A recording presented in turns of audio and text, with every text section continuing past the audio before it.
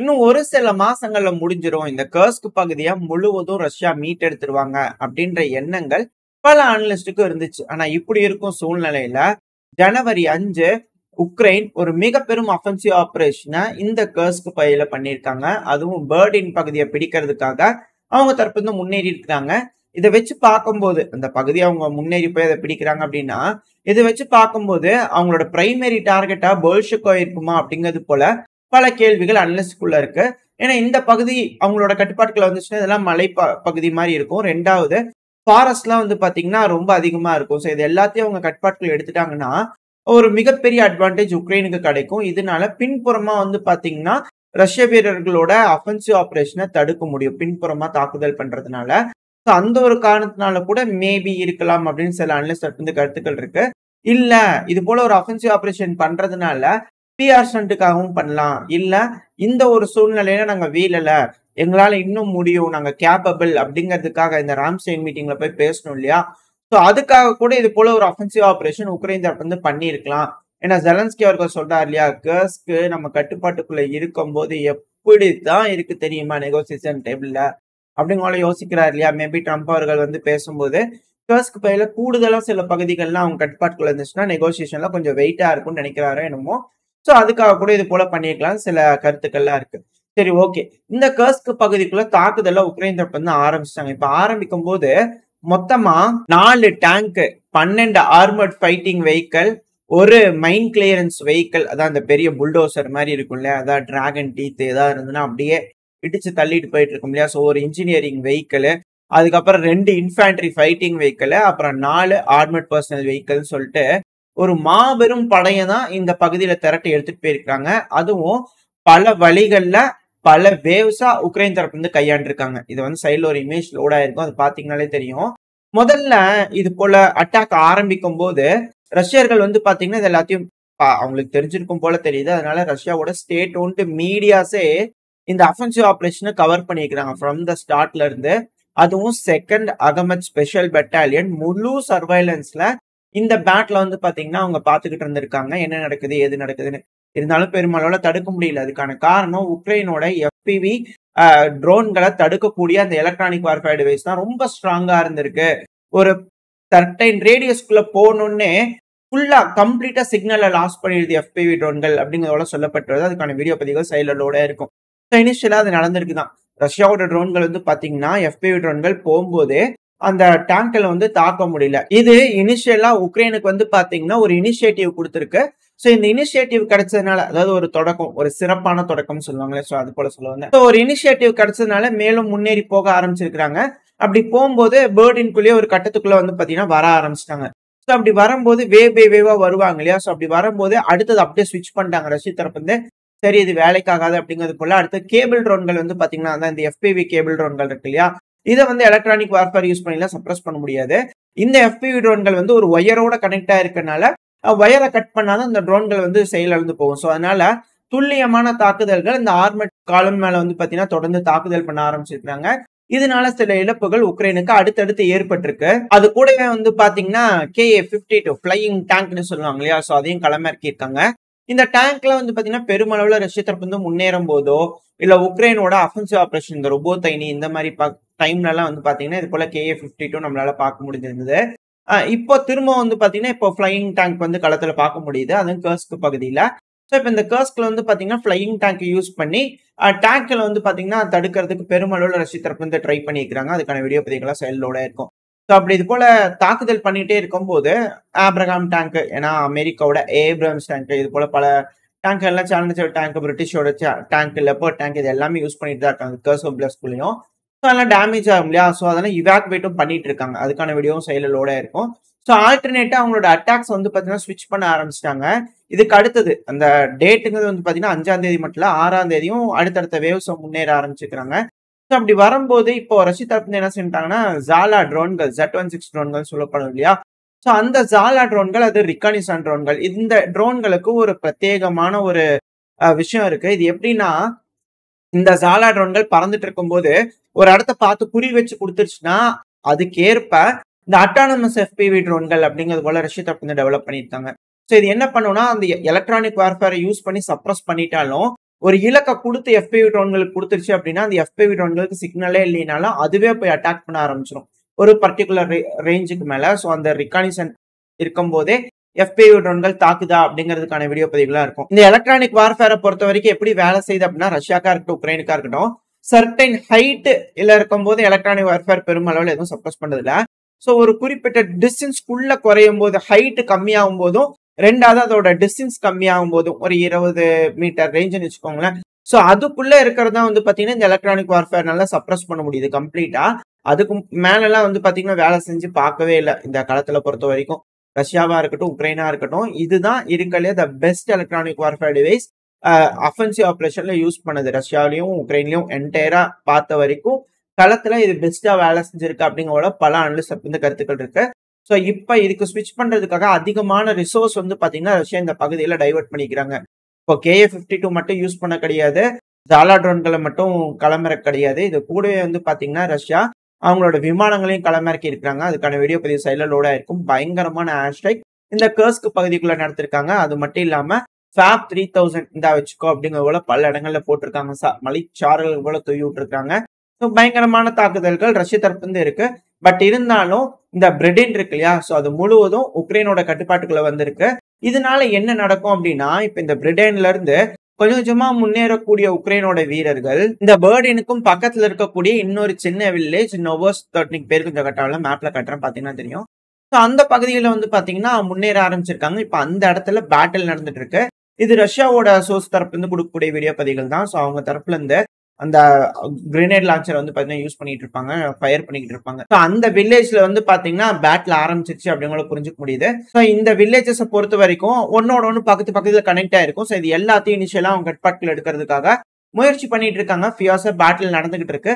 பொறுத்து வந்து பார்ப்போம் இதுக்கப்புறம் இந்த பகுதியில யார் யாருக்கு இனிஷியேட்டிவ் கிடைக்குது என்ன நடக்குது அப்படிங்கிற பார்த்தலாம். ஆனா இந்த கர்ஸ்க பொறுத்த வரைக்கும் இப்ப களத்துல என்ன சுச்சுவேஷன் அப்படின்னா அது நம்ம டூத் பேஸ்ட் தான் இருக்கும் தெரியுங்களா, அது நம்ம தீர்ந்திருக்கும் கடைசி டைம்ல. அப்படி பிதுக்கும் போது வந்து பாத்தீங்கன்னா ஓப்பனிங் வழியா வெளியே வரும் இல்லையா, சோ அது போலதான் திரும்பி வந்திருக்கா அப்படிங்கிற போல கமெண்ட்ஸ் தான் வந்து பார்க்க முடியுது. காரணம் என்ன அப்படின்னா நான் மேப்ல காட்டுறேன் உங்களுக்கு எக்ஸாக்டா இந்த பகுதிகளில் என்ன நடக்குதுன்றது தெரியும். சோ உக்ரைனோட சுமி ஒப்லாஸ்ட் இருந்துதான் கர்ஸ்க் ஒப்லாஸ்ட்குள்ள போயிட்டு இருக்காங்க. புதுசா வர நபர்களுக்கான சும்மா சொல்லிடுறேன். சோ இப்போதைக்கு வந்து பாத்தீங்கன்னா அஃபென்சிவ் ஆபரேஷன் இங்க இருக்கக்கூடிய பெர்லின் இருக்கு இல்லையா, சோ இதுக்காக தான் வந்து பாத்தீங்கன்னா பிடிக்கிறதுக்காக உக்ரைன் தரப்பு வந்து முன்னேறி போயிட்டு இருக்காங்க. நான் எல்லோ கலர்ல மார்க் பண்றதெல்லாம் வந்து பாத்தீங்கன்னா உக்ரைனை ரெப்ரசென்ட் பண்றதுக்கு, ரெட் கலர்ல மார்க் பண்ணதெல்லாம் ரஷ்யாவை ரெப்ரசென்ட் பண்றதுக்கு. சோ இனிஷியலா அவங்க முன்னேறக்கூடிய பாத் வந்து பாத்தீங்கன்னா இந்த டைரக்ஷன்ல தான் இருந்திருக்கு. சோ இந்த பல பகுதிகளில் பல மரவரிசைகளை யூஸ் பண்ணி வந்து பாத்தீங்கன்னா உக்ரைன் தரப்பு வந்து அட்டாக் பண்ண ஆரம்பிச்சிருக்காங்க. இப்போதைக்கு எந்த அளவுக்கு பகுதிகளை உக்ரைன் வந்து கேப்சர் பண்ணிருக்காங்க அப்படிங்கறத கேட்டீங்கன்னா மேபி இந்த பகுதிகளுக்குள்ள இருக்கிறது எல்லாமே அவங்க கட்டுப்பாட்டுக்குள்ள இருக்கலாம் அப்படிங்கிற சொல்லப்பட்டு வருது. இந்த நோவோ சிட்னிஸ்கி இருக்கு இல்லையா, சோ இந்த பகுதிகளை சண்டை நடந்ததா ரஷ்ய தரப்புன்னு சொல்லியிருக்காங்க. சோ இங்க இருக்கக்கூடிய ஸ்ட்ரீட்ஸ்ல வந்து பாத்தீங்கன்னா பேட்டில் நடந்துகிட்டு இருக்கு. டைம் போக போக என்ன நடக்குது ஏது அப்படிங்கிறது நமக்கு தெரிய வரும். சோ இது இந்த பகுதியில் நடக்கக்கூடிய விஷயங்கள் நம்ம பார்த்திருந்தோம் இல்லையா, டேங்க்ல போகும்போது அட்டாக் நடந்தது. சோ அதெல்லாம் பெருமளவுல இந்த பகுதிகள் நடக்கக்கூடிய விஷயங்கள். இப்போ ஆக்சுவலா களத்துல வந்து பாத்தீங்கன்னா ரஷ்ய தரப்புல இருந்து இதை நான் பண்றதுக்கு நான் ரெட் கலர்ல மார்க் பண்ணிடுறேன். சோ ரஷ்ய தரப்புல இருந்து வந்து பாத்தீங்கன்னா இந்த டைரக்ஷன்ல இருந்து ஒரு அஃபென்சிவ் ஆபரேஷன் பண்ணிட்டு இருக்காங்க. ரெண்டாவது இந்த சுதா இருக்கு இல்லையா, சோ இந்த டைரக்ஷன்ல இருந்து ஒரு அஃபென்சிவ் ஆபரேஷன் பண்ணிட்டு இருக்காங்க. சோ அப்படி பண்ணும்போது நம்ம ஆல்ரெடி சொல்லிட்டோம் பெருமளவுல வந்து பாத்தீங்கன்னா இந்த இடத்துல எல்லாம் வில்லேஜஸ் எல்லாம் இல்ல. சோ ரெண்டு நெருக்கிட்டு இருக்கும் போது இப்போ உக்ரைன் வந்து பாத்தீங்கன்னா அதனால இந்த வழியா டைரக்ஷனை பிடிச்சிட்டு முன்னேறி போறாங்களா அப்படின்ற கேள்விகள் இருக்கு. ஏன்னா இந்த பகுதியில தான் வந்து பாத்தீங்கன்னா மெயின் சப்ளை ரூட்டா வந்து உக்ரைன் தரப்பு வந்து யூஸ் பண்ணிக்கிட்டு இருக்காங்க. ஆனா எல்லோ கலர்ல மார்க் பண்ணாலே உங்களுக்கு தெரியும் மெயின் சப்ளை ரூட்டை இந்த பகுதி தான் யூஸ் பண்ணிட்டு இருக்காங்க. அந்த ஆப்ராம்ஸ் இவாக்குவேட் ஆனது இந்த பகுதிகள் தான் இவாக்குவேட் ஆயிட்டு இருக்கும். சோ அப்படி இருக்கும்போது இந்த சுதாங்கிறத மெயினான டவுன் உக்ரைனுக்கு இதை தான் பேஸா வச்சு முன்னேறிட்டு இருக்காங்க. இப்ப கரண்டா ரஷ்யாவோட பொசிஷன்ஸ்ல இருந்து நம்ம மெஷர் பண்ணி பார்க்கும்போது வெறும் 2 கிலோமீட்டர் தொலைவில் தான் வந்து பாத்தீங்கன்னா இந்த சுதா இருக்கு. சோ கம்ப்ளீட்டா இந்த டவுன்றது ரஷ்யாவோட FPV drone control, artillery control எல்லாத்துக்குள்ளயுமே வந்துடும். சோ பெருமளவுல சப்ளைஸ்ங்கிறது உக்ரைனோட வீரர்களுக்கு இப்போ முன்னேறி போறாங்க இல்லையா, அவங்களுக்கு தர முடியாது. மேபி வேற ஏதாவது பார்த்து யூஸ் பண்ணலாம். பட் அதுக்கும் இங்க இருக்கக்கூடிய டரினோ பகுதியெல்லாம் ரஷ்யாவோட கட்பாட்டுல வந்துருச்சு. அது மட்டும் இல்லாம ரஷ்யா வந்து பாத்தீங்கன்னா இப்ப இந்த பகுதிகளிலும் முன்னேறிட்டு இருக்காங்க, நிக்கலேவ் டரினோலயும். இந்த பகுதி எல்லாமே உக்ரைனோட கட்டுப்பாட்டுக்குள்ள இருந்து போயிருச்சு அப்படின்னா ஆட்டோமேட்டிக்கா டொரினோல இருந்து இந்த செவரடோக்கோ இருக்கு இல்லையா, சோ இதை நோக்கி தான் தாக்குதல் பண்ணுவாங்க. உக்ரைன் தரப்புல இருந்து அது போல ஸ்டேட்மெண்ட் கொடுத்திருக்காங்க, ரஷ்யா இந்த பகுதியில் அஃபென்சிவ் ஆபரேஷன் பண்ணிட்டு இருக்காங்கன்னு. மேபி இந்த பகுதிகளில் 3 முனைகள்ல ரஷ்ய தரப்பு வந்து தாக்குதல் பண்ணிட்டு இருக்கும்போது இதை டைவர்ட் பண்ணணும் அப்படிங்கிறதுக்காக கூட மேபி இங்க ஒரு அஃபென்சிவ் ஆபரேஷன் பண்ணிருக்கலாம். சோ தட் ஏதோ ஒரு இடத்துல வந்து பாத்தீங்கன்னா பிரஷர் பாயிண்ட் ரிலீஸ் ஆகும் அப்படிங்கிறதுக்காக. அதுவும் உக்ரைன் தரப்புல பெருமளவுல குற்றச்சாட்டுகள் வைக்கிறாங்க இல்லையா, நார்த் கொரியன் ட்ரூப்ஸ் அட்டாக் பண்ணிட்டு இருக்காங்கன்னு. சோ அது வந்து பாத்தீங்கன்னா இந்த டைரக்ஷன்ல அட்டாக் பண்ணிட்டு இருக்காங்க. அதுவும் இங்க லோட் ஆயிருக்கு தெரியுங்களா, அது இந்த விக்டோர்வா இருக்கு இல்லையா, சோ இந்த பகுதியில. சோ அந்த இடங்கள்லாம் வந்து பாத்தீங்கன்னா நார்த் கொரியன் வீரர்கள் பெருமளவுல முன்னேறி வந்துட்டாங்க அப்படிங்கிறதுக்கான வீடியோ பதிவுகள் உக்ரைன் கொடுக்கறத வச்சு நம்மளால புரிஞ்சுக்க முடியும். அதுக்கான வீடியோ பதிவுகள் சைட்ல லோட் ஆயிருக்கும். இங்க பாத்தீங்களா நார்த் கொரியன் வீரர்கள்லாம் வந்தாங்க, அவங்கள நாங்க எப்படி தாக்குதல் பண்ணிட்டோம் பாருங்க, ட்ரோன்ல யூஸ் பண்ணியும் ஆர்ட்லரிகள் யூஸ் பண்ணியும் நாங்க தாக்குதல் பண்ணிட்டோம் அப்படிங்கிறத அவங்க தரப்பு இந்த வீடியோ பதிவுகள் இருக்கு. சோ இதை வச்சு பார்க்கும்போது அவங்க ஒரு சைடு டைரக்ஷன்ல பெருமளவுல முன்னேறி வந்துகிட்டு இருக்காங்க அப்படிங்கிறத புரிஞ்சுக்க முடியுது. சோ 2 சைடு பிதுக்கிறதுனால அது அப்படியே பிச்சுக்கிட்டு போதா வெளியே அப்படிங்கிறது போல இருக்கு. எப்படிதான் இருந்தாலும் இங்க அண்டை கொடுத்துட்டாங்கன்னா அவங்களுக்கு எப்படி சப்ளைஸ் வரும் அப்படிங்கிறது தெரியல. மேபி எலக்ட்ரானிக் வார்ஃபேர்லாம் அவங்க ரொம்ப பெருமளவுல வச்சிருக்கிறதுனால இத ஒரு மிக பெரும் அஃபென்சிவ் ஆபரேஷனுக்கு இதுக்கு மேல வரக்கூடிய வீரர்களுக்கு இது உதவியா இருக்கலாம். ஏன்னா ட்ரம்ப் அவர்கள் வந்து நெகோசியேஷன் பண்ணும்போது பெருமளவுல எதுவும் கை கொடுக்கல, ரஷ்யா வந்து எதுக்குமே ஒத்துக்கல அப்படிங்கும்போது மேபி மேற்கு வீரர்கள் இந்த பகுதியில வந்து தாக்குதல் பண்ணலாம்.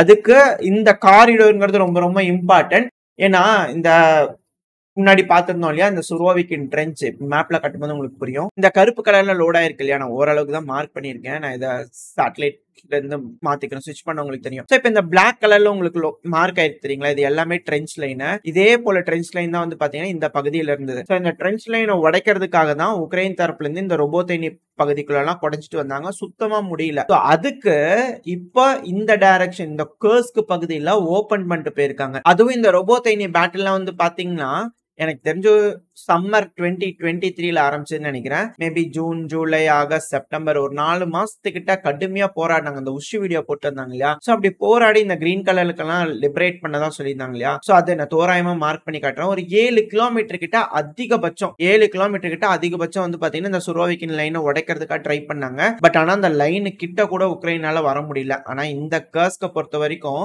அந்த லைனை உடைச்சிட்டு முன்னேறி போயிட்டாங்க. அதுதான் இங்க இருக்கக்கூடிய அட்வான்டேஜ். மேபி ஃபாரின் மெர்சனரிஸ் சொல்றாங்க இல்லையா, ஃபாரின் மெர்சனரிஸ் சொல்லிட்டு வராங்கன்னு வச்சுக்கோங்களேன். சோ இந்த டிஸ்டன்ஸை நீங்க கால்குலேட் பண்ணி பாத்தீங்கன்னாலே தெரியும். சோ 20 கிலோமீட்டர் 28 கிலோமீட்டர் கிட்ட வந்து பாத்தீங்கன்னா இந்த போல்ஷாக் மட்டும் உக்ரைனோட கட்டுப்பாட்டுக்குள்ள வந்துச்சுன்னா தோராயமா ஒரு 30 கிலோமீட்டர் கிட்ட வந்து பாத்தீங்கன்னா உக்ரைனோட வீரர்கள் டெப்தா உள்ள இன்வேட் ஆயிருப்பாங்க. இந்த சுரோவிக்கின் லைனை உடைச்சிட்டு போயிருப்பாங்க. இது ரொம்ப ஈஸியா இருக்கும். அந்த டைம்ல அமெரிக்காவோட மெர்சனரிஸ் இது போல யாராவது வராங்க அப்படின்னா, இல்ல நாட்டோ படைகளே வருதுன்னா டைரக்டா அந்த பகுதியில இருந்து ஒரு அஃபென்சிவ் ஆபரேஷன் பண்ணி எக்ஸ்ப்ளாய்ட் பண்ணி பல டைரக்ஷன்லயும் முன்னேறதுக்கு வாய்ப்புகள் இருக்கு. ஒரு அல்டிமம் கொடுத்து பாக்குறது ஒத்துக்கல அப்படின்னா, நாங்க அடிக்கிறோம் அப்படிங்கிறது உள்ள வந்து தாக்குதல் பண்றாங்க அப்படின்னா பெருமளவுல உதவியா இருக்கும். ஏன்னா 18 வயசு பசங்க எல்லாம் கூட ரெக்ரூட் பண்றதா சொல்லிக்கிறாங்க, மொபைலைஸ் பண்றதா சொல்லிக்கிறாங்க. ஸோ அந்த டைம்ல ஒரு மாபெரும் அஃபென்சிவ் ஆபரேஷன் இருக்கணும்னா இந்த இடத்துல காரிடோர் ஓப்பன் ஆயிருக்கணும்.